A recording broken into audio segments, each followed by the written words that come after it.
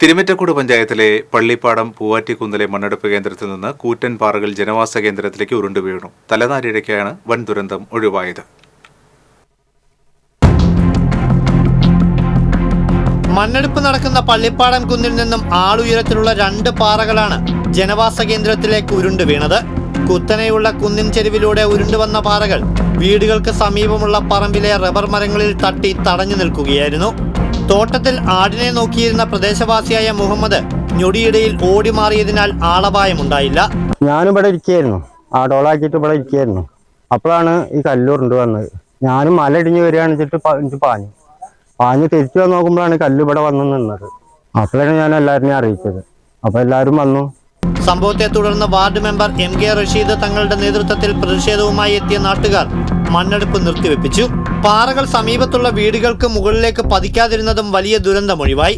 കുന്നിൻ താഴ്വരയിൽ 200ഓളം വീടുകളും 300ഓളം കുട്ടികൾ പഠിക്കുന്ന മദ്രസയുമുണ്ട്. ജനങ്ങളുടെ ജീവനും സ്വത്തിനും ഭീഷണി ഉയർത്തുന്ന മണ്ണെടുപ്പിനെതിരെ പലതവണ പരാതി നൽകിയെങ്കിലും ഇത് തടയാൻ നടപടി ഉണ്ടായില്ലെന്ന് ആരോപണമുണ്ട്.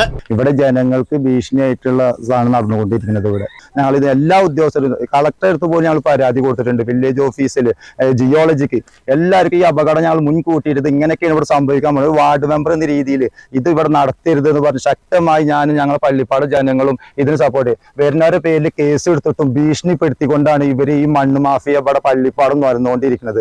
രാപ്പകൽ വ്യത്യാസമില്ലാതെ നടക്കുന്ന മണ്ണെടുപ്പ് കാരണം കുട്ടികളുമായി ഭയന്നാണ് വീടുകളിൽ കഴിയുന്നതെന്ന് പ്രദേശവാസികളായ വീട്ടമ്മമാർ പറയുന്നു.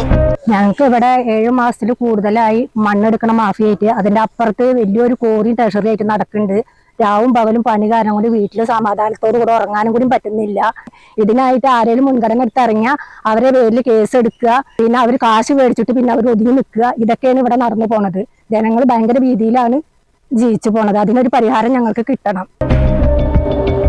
നാട്ടുകാരുടെ പരാതിയെ തുടർന്ന് തിരുമിറ്റക്കോട് പഞ്ചായത്ത് പ്രസിഡന്റ് T സുഹറ, മെമ്പർമാരായ PM മുസ്തഫ തങ്ങൾ, PM വാഹിദ് എന്നിവർ സ്ഥലത്തെത്തി മണ്ണെടുപ്പ് നിർത്തിവെക്കാൻ ആവശ്യപ്പെട്ടു. ചാലിശ്ശേരി പോലീസും സ്ഥലത്തെത്തിയിരുന്നു. ഇന്നിവിടെ ഒരു കല്ല് പൊട്ടി വീണ് താഴത്തെ വീടുകളുടെ ഒരു വലിയൊരു അപകടം ഒഴിവായി കിട്ടിയിട്ടുണ്ട്.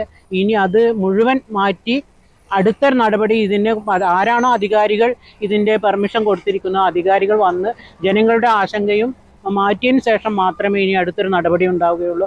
ദേശീയപാത നിർമ്മാണത്തിന് വേണ്ടിയാണ് മണ്ണെടുക്കുന്നതെന്ന് ഖനനം നടത്തുന്ന കമ്പനി അധികൃതർ പറയുന്നു.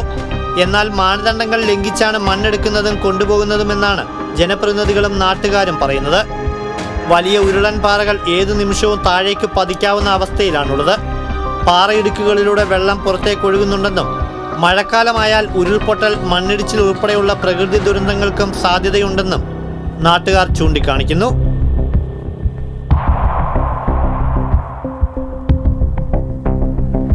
TCV എരുമപ്പെട്ടി.